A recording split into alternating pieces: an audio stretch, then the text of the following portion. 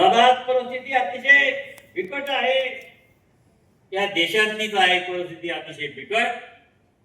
आपण दिल्लीचं परवाचं जे आंदोलन पाहिलं,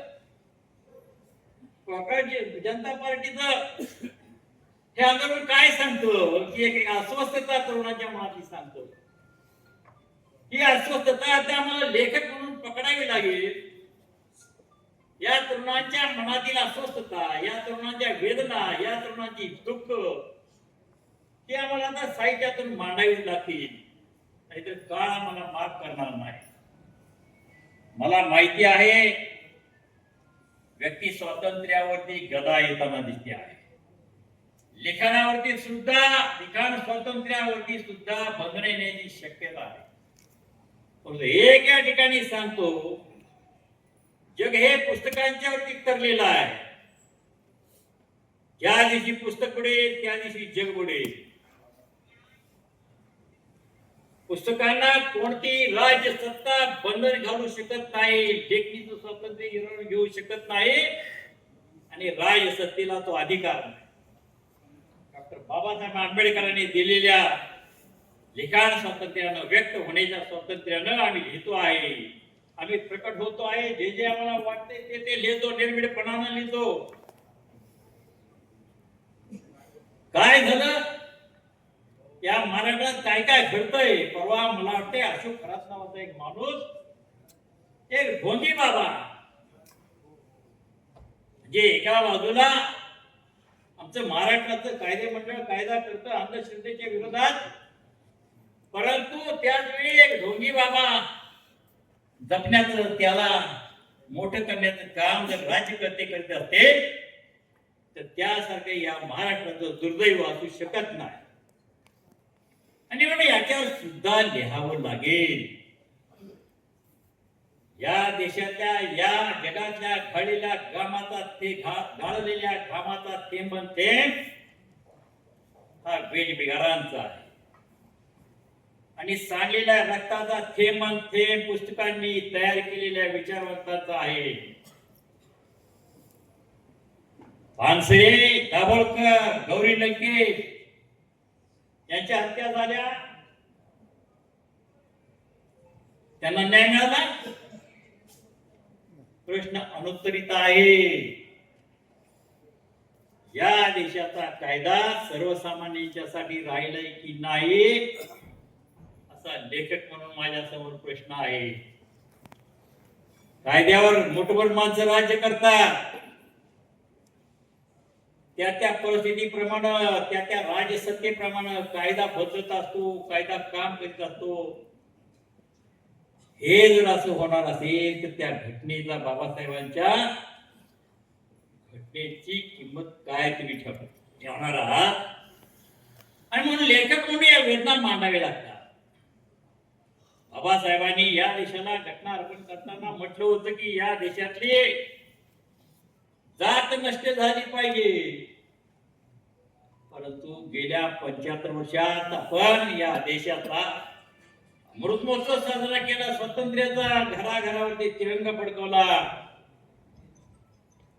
विज्ञानाच्या दिशेनं हा देश झेपावला. आमचं अंतराळयान रॉकेट चंद्रावर उतरलं, त्या दिवशी आम्ही गावागावात फटाके फोडले. काय त्या फटाके फोडण्याला अर्थ होता? एका बाजूला अंधश्रद्धा जपण्याचं काम करायचं, एका बाजूला विज्ञानाच्या जल्लोष करायचा. आणि बाबासाहेबांनी जो विचार मांडला होता की या देशातली जात नष्ट झाली पाहिजे, या देशातली जात बळकट करण्याचं काम या देशातल्या राजकारणी माणसांनी केलेलं. या देशातल्या राजकारणी माणसांनी एवढ्यासाठी, मताच्या गट्ट्यासाठी हे सगळं केलेलं आहे. धर्मात जाती जातीत भिंती निर्माण घालण्याचं काम या देशातील व्यवस्थेने जर केलं असेल, यावेळी प्रकटपणाने लिहावं लागेल, बोलावं लागेल. कायदा सामान्यांच्यासाठी असतो हे दाखवून द्यावं लागेल. माझ्या लेखक मित्रांना या ठिकाणी सांगू इच्छितो की साहित्य हा जगाचा तिसरा डोळा आहे, आणि तो डोळा सदैव जनतेबरोबर असला पाहिजे, सामान्य माणसांच्या बरोबर असला पाहिजे. जर आपण जनतेकडे पाठ फिरवली, समाजाकडे पाठ फिरवली, तर साहित्य आपल्या बरोबर येत नाही, साहित्य मांडणी होत नाही. यासाठी यापुढे जनतेबरोबर लेखकाला असावंच लागेल, जनतेच्या संघर्षात संघर्ष करावाच लागेल. जाता जाता एक गोष्ट सांगतो की माझ्या गावचा आठवड्याचा बाजार होता. एक आजीबाई माझ्या समोरून आली, वयस्कर आजीबाई, आणि मला म्हणाल्या, थांबले करा. मी थांबलो. म्हटलं काय मावशी काय? तर म्हणाल्या, आमची 5 एकर जमीन, आमची पोल्ट्री, आमची विहीर त्या शक्तीपीठाखाली जाते. आम्ही खायचं काय बाळा?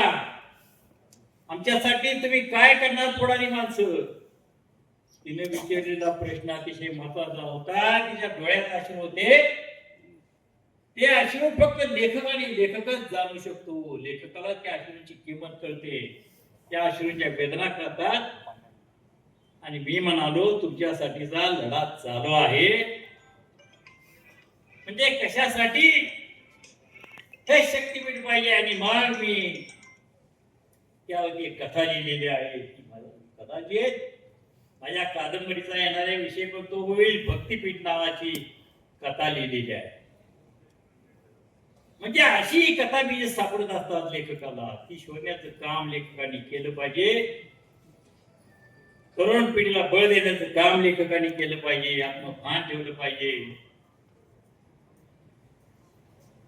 असं म्हटलं जातं की जे जे देखे न रवी ते देखे कवी. आम्हाला जर अनंतापलीकडचं दिसतं, कारण साहित्यासाठी मानवी अस्तित्वाची आणि अस्तित्वापलीकडची अनंत भूमी अंतराळातली साहित्यासाठी खुली असते. आणि जर आम्ही अनंतापलीकडचं भोगत असू आणि लिहित असू, काल्पनिक लिहित असू, खरं लिहित असू, काही लिहित असू, तर माझ्या मित्रांना सांगतो, जर तुम्हाला जे सूर्याला दिसत नाही ते दिसत असेल, तर तुम्हाला आजूबाजूला काय दिसू नये? दुःख दिसली पाहिजे, समाजाच्या वेदना दिसल्या पाहिजेत, घडणाऱ्या घटना दिसल्या पाहिजेत, राजकारणी माणसाचं वर्तन दिसलं पाहिजे.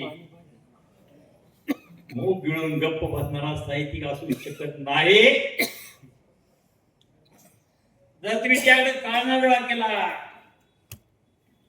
तुम्हाला क्षमा करणार नाही. राजकारणात इतकं याची नीतिमत्ताच राजकारणात उरलेली नाही. यशवंतराव चव्हाण, वसंतदादा पाटील, बाळासाहेब देसाई यांचं राजकारण कोणत्या दिशेने गेलं? सामान्य माणसासाठी जगलेली ही माणसं यशवंतराव चव्हाण ज्या वेळी वाढले त्यावेळी त्याच्या खात्यात फक्त 19,000 रुपये शिल्लक होते. वसंतदादांनी आयुष्यात काय मिळवलं? बाळासाहेब देसाईंनी काय मिळवलं?